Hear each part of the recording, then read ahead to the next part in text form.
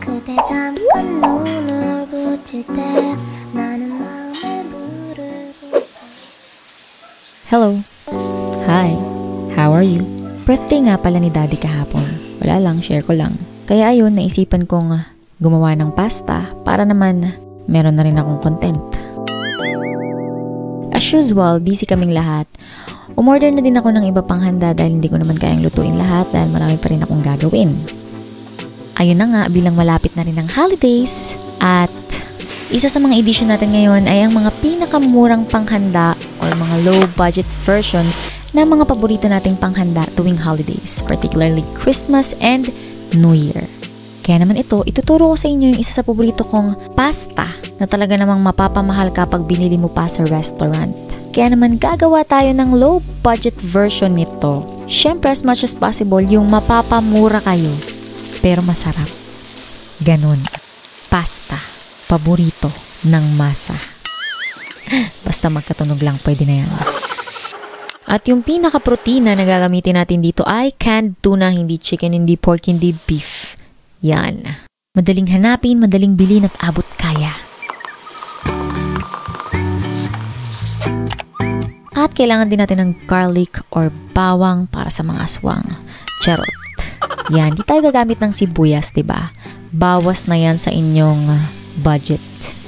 Ayan, kung mapapansin nyo, isang bulb or isang buong bawang yung ilalagay natin. Dadamihan natin ng bawang. Yan na nga lang halos ang sahod ko, kontian pa.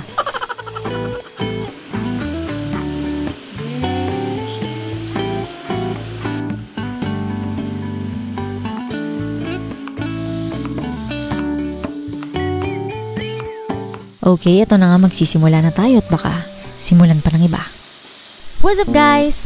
Ito na naman po ang inyong kusinerang inhinyera, Jane Agustin Silvestre, and welcome to my channel!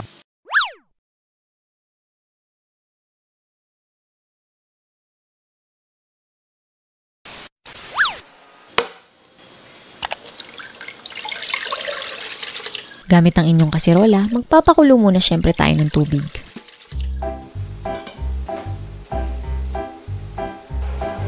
Oops, nakalimutan ko palang maglagay ng asin.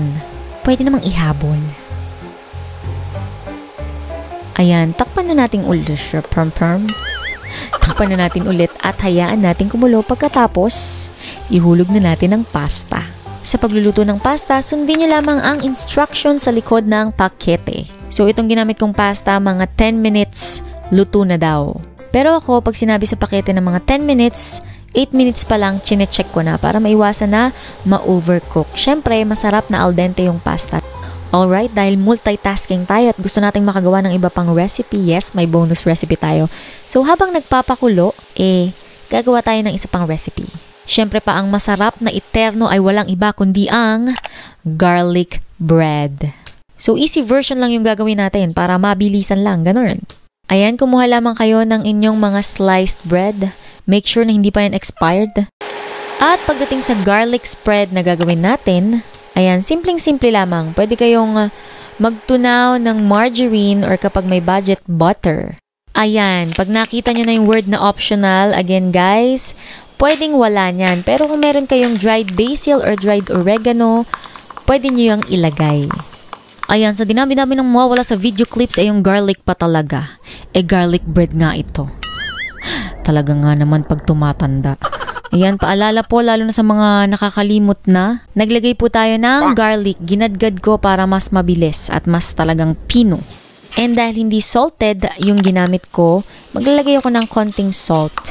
And sugar na din para mas mabalanse yung lasa. Ayan, haluin lamang mabuti. Tapos kunin nyo ang inyong mga sliced bread na ini-slice nyo pa. And spread the garlic spread evenly. Pagkatapos sobrang dali lang, magpainit kayo ng kawali, hindi kailangan lagyan ng mantika, at ito toast nyo dyan ang inyong bread. Hayaan lamang na matusta pero huwag susunugin. Kala mo wala akong nasunog dito no? Hindi nyo lang nakita. Pagkatapos ilalagay ko lamang dito sa aluminum foil tray para mas presentable. Pero kung ano mang mga lalagyan na meron kayo dyan. So tamang-tama, 'di ba, kapag sa handaan para mas magandang tingnan. Presentation check. Ayan, tamang-tama luto na ang ating pasta and trinay ko. Al dente lang siya, guys. Paghango nyo yan, patuluan nyo dun sa inyong running water, sa inyong top water para mahinto yung cooking process. Okay, next, gamit ng same pan. Nagpainit lamang ng mantika. Ang gamit ko, guys, ay olive oil, pero pwede kayo gumamit ng kahit anong vegetable oil. Una nating igigisa ay bawang. Pagkatapos, maglalagay tayo ng kamatis na chinop-chop-chop-chop din natin kanina. Yung ating complete ingredients, inilalagay ko po yan at the end of every video.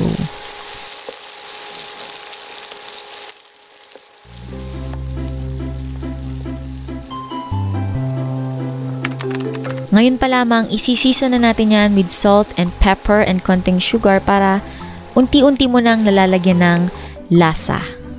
Pagkatapos, ilalagay na natin yung ating canned tuna. So, 2 canned tuna yung gagamitin ko dahil, again, iyan lamang yung pinaka-protein na gagamitin natin. No other meats, kaya dagdagan na natin. Yes po, isasama natin lahat yung tuna broth. Pakuluan lamang natin. Pagkatapos, ilalagay na natin yung ating pesto. Kaya nga ito ay tuna pesto pasta. So kung gagawa tayo ng sarili nating pesto, mas mapapamahal pa tayo kaya bumili na lamang kayo sa grocery store. Yan. Pumili na lamang kayo ng murang brand. Ito, hindi nyo naman magagamit lahat yan. Nagamit ko na yung iba nito. Kala nyo lang puno pa yan. Pero medyo mga langalahati na yan. Nagamit ko na yan sa iba pang pasta na niluto ko before. Yes, another tip. Huwag nyong itatapon yung pasta water kasi pwede nyo siyang gamitin dito sa ating sauce. Actually, ginamit ko siya mga 1/2 cup or more. Ayan, lalagyan lamang natin ng konting grated cheese. At ayan na nga, ito-toss na natin yung ating pasta sa ating sauce. So, make sure lang ma-coat evenly ng ating sauce yung every strand ng pasta para talagang walang dayaan sa lasa. Ganon. Ayan, laking tipid na din, guys, kasi yung 1 bottle ng pesto na binili ko, ilang beses ko din siya nagamit.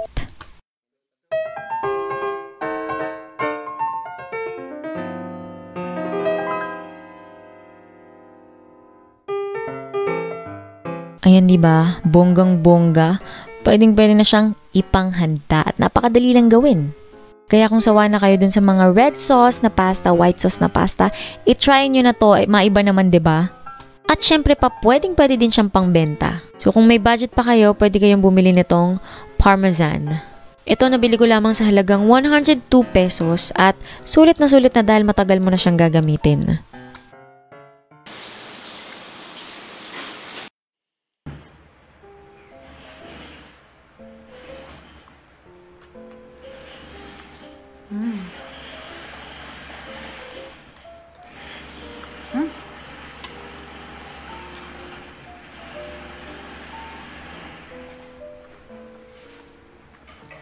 Sarap. Ang sarap niya.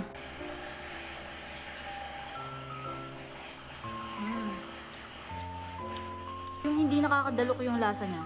Alam mo yung uulit-ulitin mo yung subo. Ganon.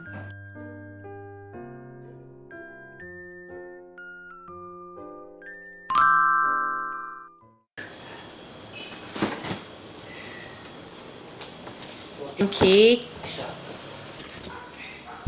Wow! Oh, ng cake. Sarado na yung asawa ko ng tindahan. Oop! Yummy popcorn. Ayan yung mga simpleng handa ni Daddy. Gumawa kami ng fresh Vietnamese spring rolls na may katernong peanut sauce na talaga namang napakasarap. Tapos ito yung in-order ko na lang sa labas na palabok para pandagdag din. Birthday to you. Happy birthday, happy birthday, happy birthday to you. Happy birthday, Daddy. Happy birthday, Daddy. Thank you. Wish muna, wish.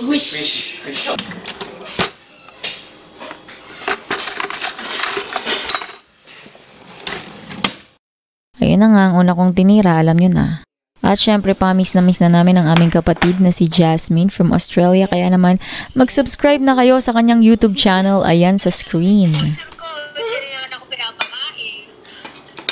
Dapat kasi sumabay ka sa amin Kausap ko nga, nalulungkot siya kasi hindi namin siya kasamang kumain. Pero, ayun na nga, tiis-tiis para sa pamilya. Love you, Momo. Chup chup.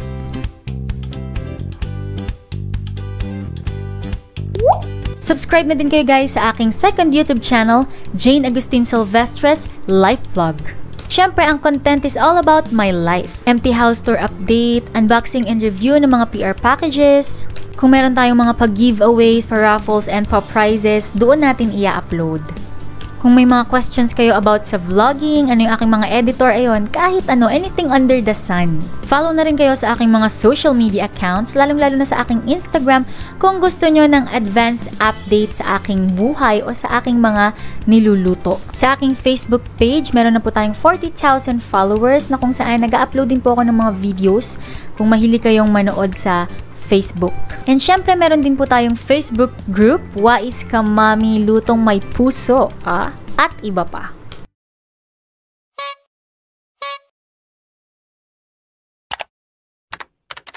Shoutout po sa aking sister na si Jasmine Santos Agustin.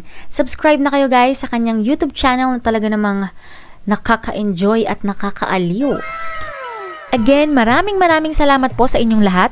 Sana po inyong nagustuhan ng ating vlog for today. Please don't forget to like and share this video. Kita-kits ulit sa susunod. Stay safe and God bless us all. Bye!